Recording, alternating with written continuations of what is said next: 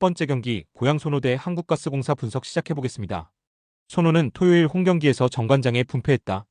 부상 여파에도 출전을 강행한 DJ 번즈가 27점을 기록하며 앨런 윌리엄스의 공백을 메웠고 캔바오가 26점으로 뒤를 지원했는데 국내 선수들의 활약이 아쉬웠다.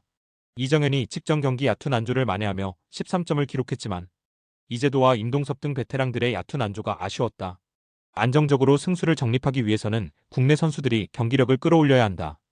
가스공사는 정관장 상대로 나선 월요일 경기에서 패했다.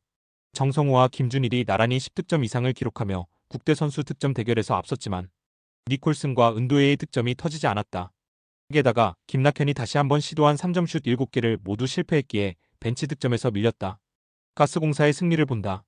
손호는 이정현과 캔바오, 이재도 등 좋은 선수들을 보유했음에도 초보 감독의 전술 부재와 동선 정리 실패로 인해 경기력이 나오지 않고 있다. 번즈의 부담이 큰 외인 전력도 리스크다. 벨랑겔과 니콜슨이 주전 구간에서 득점을 앞설 가스공사가 승리할 것이다. 두 번째 경기 창원 LG 대 원주 DB 분석 시작해보겠습니다. LG는 KT 원정에서 최악의 경기를 하며 패했다. 마레이가 해먼즈와 KT 국내 빅맨의 더블팀에 고전하며 야투 시도 5회에 그쳤고 두경민은 시도한 3점 슛 7개 중 6개를 실패했다. 유기상과 양준석 등이 타이트한 일정 속에 벤치에서 나와 나름 역할을 하긴 했지만 기대했던 마레이와 타마요의 골밑이 위력을 보이지 못했기에 패할 수밖에 없었다. DB는 지난 주말 경기에서 SK에 패했다. 1쿼터 크게 밀렸던 경기를 3쿼터 접전으로 만들었는데 승부처였던 4쿼터 경기력이 좋지 못했다. 원정에서 시즌 하이인 27점을 기록했던 최성원이 33분을 뛰며 무득점으로 부진했고 알바노와 스펠맨이 나란히 야투 성공률 20%대에 그쳤다. 그로 인해 7위권 팀들의 추격에서 벗어나지 못했고 플레이오프 진출의 위기를 맞았다. DB의 승리를 본다. 스펠맨이 다소 주춤하는 최근이지만 오누아쿠가 부정맥 시술 후유증이 없이 벤치에서 나와 보인의 역할을 해주기에 마레이를 어느 정도 봉쇄할 수 있다.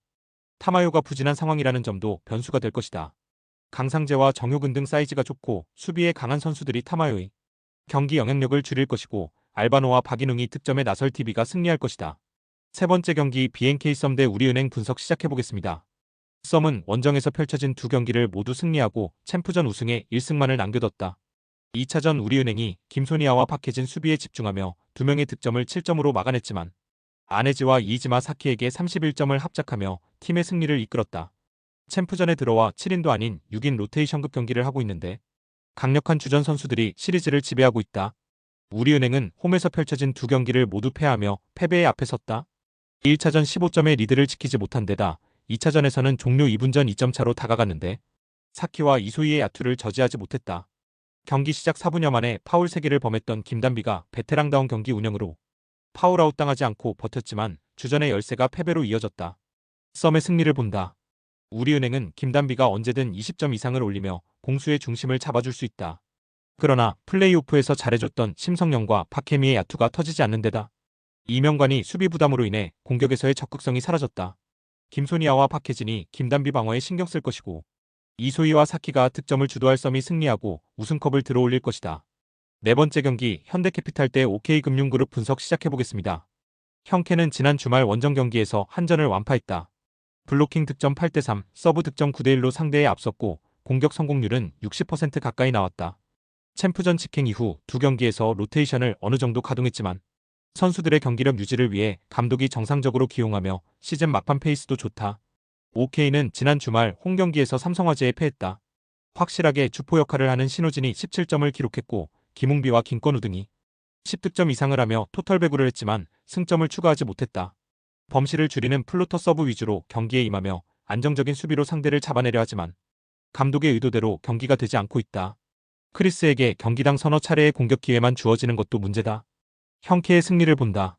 이 경기 이후 캡틴이자 팀의 레전드인 문성민의 은퇴식이 준비되어 있기에 형을 위하는 동생들의 의지가 확실할 것이다. 또 챔프전 이전 마지막 일정이기에 패배로 시즌을 마무리하지 않으려 할 것이다. 허수봉과 레오가 OK 수비 코트를 폭격할 현캐가 승리하고 정규리그를 마무리할 것이다. 다섯 번째 경기 GS칼텍스 대 흥국생명 분석 시작해보겠습니다. GS는 기업은행 원정을 승리하며 최하위를 벗어났다. 시즌 내내 부상자 이슈가 있었고 중앙의 부진으로 인해 최하위에 머물러 있었는데 막판 유종의 미를 노리고 있다. 기업은행 상대로 46점을 폭발한 지젤 실바가 빅토리아와의 에이스 대결을 압도했고 뚜이가 블로킹 4점으로 역할을 해냈다. 흥국생명은 도로공사 상대로 나선 시즌 마지막 정규리그 홈경기에서 승리했다.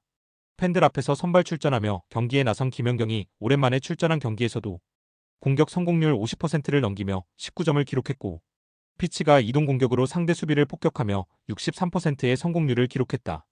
정관장과 현대건설이 주축 외인 선수의 부상 이탈로 고전하는 것과 달리 완벽한 전력으로 이제 챔프전을 준비할 것으로 보인다. 단 홈에서 팬들에게 승리를 안겼기에 원정에서는 다시 로테이션을 돌릴 수 있다. GS의 승리를 본다. 흥국이 홈이었다면 마지막 경기에서 전력을 다할 수도 있다. 그러나 자칫 부상자라도 나오면 시즌 농사를 망칠 수도 있기에 굳이 원정에서 전력을 다하지 않을 것이다. 홈 최종전에서 실바가 순위를 지키기 위해 최선을 다할 GS가 정규리그 우승팀 상대로 좋은 경기를 할 것이다. 스포츠 당첨에 제일 중요한 건 조합입니다. 각 팀 분석을 잘한다고 하여도 조합을 못할 경우 큰 배당을 가져가지 못하는 거 다들 아실 겁니다. 그리고 유튜브에 조합을 올려드릴 수 있지만 좀 더 자세한 정보들과 배당 흐름 및 각종 이슈 등 경기 전까지 어떻게 될지 모르니 조합을 빠르게 유튜브에 올려드릴 수 없는 점 양해 부탁드립니다.